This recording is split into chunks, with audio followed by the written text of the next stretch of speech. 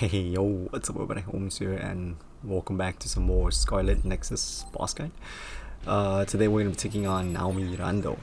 The reason why I want to make a boss guide for this boss is because there's a pre-fight before the actual fight happens. Actually there's two pre-fights more, I feel like it's two pre-fights. So we got these ones, we got some grunts, so just take care of these ones. And the way you want to deal with this part is you want to save the L2 rubbles on the side. Okay, don't use them because we're gonna save that for the main fight. If it does this lava floor thing, you can jump up and while you're airborne, you can use your telekinesis or psychokinesis, and you can stay airborne for a bit, so you can wait for the lava to go away that way. So that's one way to avoid it. The other way to avoid it is just run away. And that's pretty much it. So this unicorn thing is gonna take a little bit more hits than your average enemies to die. So yeah, but you know, just use your sword, or you can even use the R2 rubbles. It doesn't matter. Just don't use the L2. Okay, trust me on this one because you're gonna need the L2 ones for when shit goes down. So do your best and just use you know, your regular attacks. Or your combos. You can use your clairvoyance and to make dodging easier. So that's one thing you can do to make this unicorn fight a little bit easier. So once you deal with him, and I'm like a little bit under level here because I pretty much just ran through the entire level because that's where my last checkpoint or save data was. So I ran through the entire level just to get here. Alright, and once you get to this phase of the boss, this part right here is just a joke. Okay, don't use L2 psychokinesis object here either. Okay, we're saving that for phase 3, I guess, or phase 2, depending on how you want to view it. I consider this as phase 2 because the 3 fights are all connected. This part right here, you only have to drop its health down to around 70%-ish, and then the third phase will trigger. So you don't even need to bring its health all the way down. So save your L2 stuff.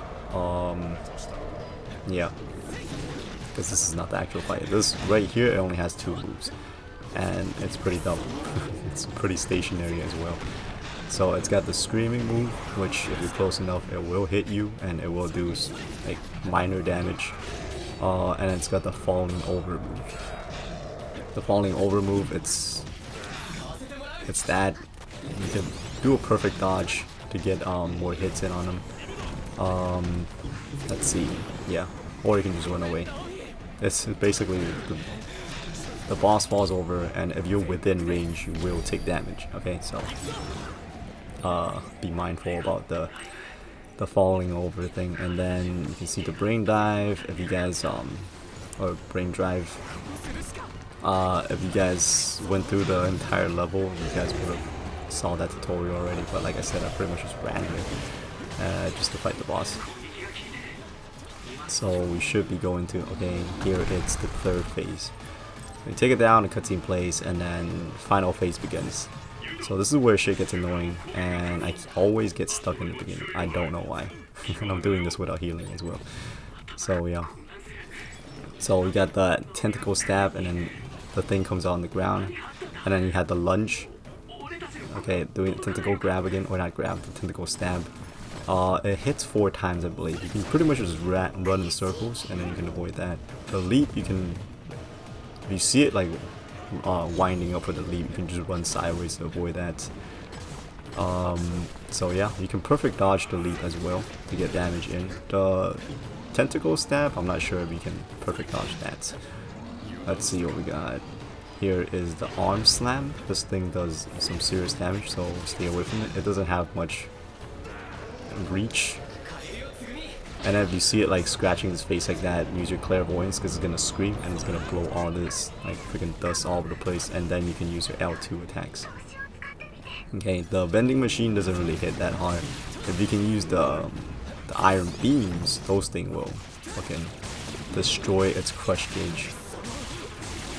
So now, like after the whole dust blows over thing, when it blows the dust all over the place, its weak spot will get exposed, and then we use the L2 attacks. So yeah, that's why I'm saving them, and that's why I'm not using it like right here either, because its weak spots are not really exposed, I guess. Like you can't really aim at it.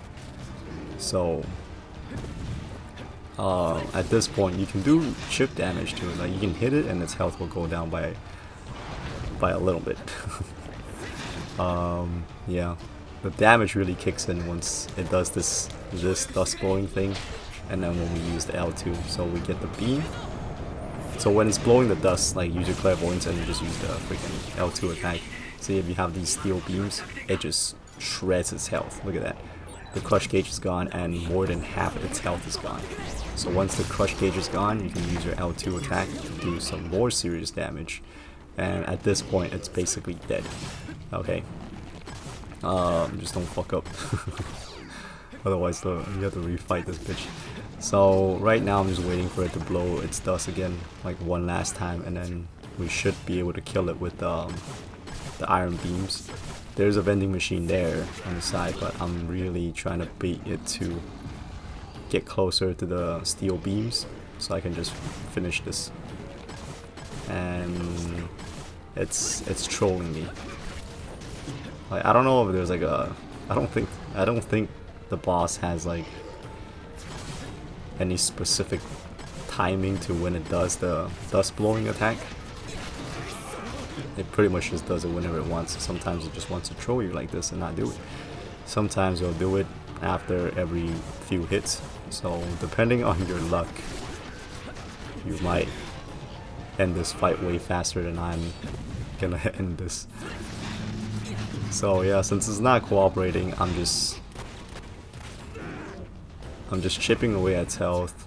You know, it does the dive attack and I'll just hit it 1 or 2 times and then back away. This arm sweep attack will hit you for decent damage if you do get hit by it.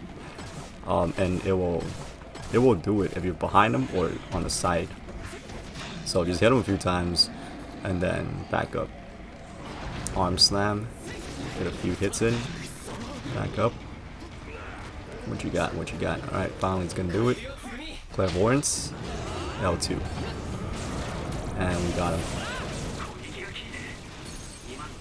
So yeah. Once you break its you can break its health, you can break its crush gauge, or you can drop its health to 0.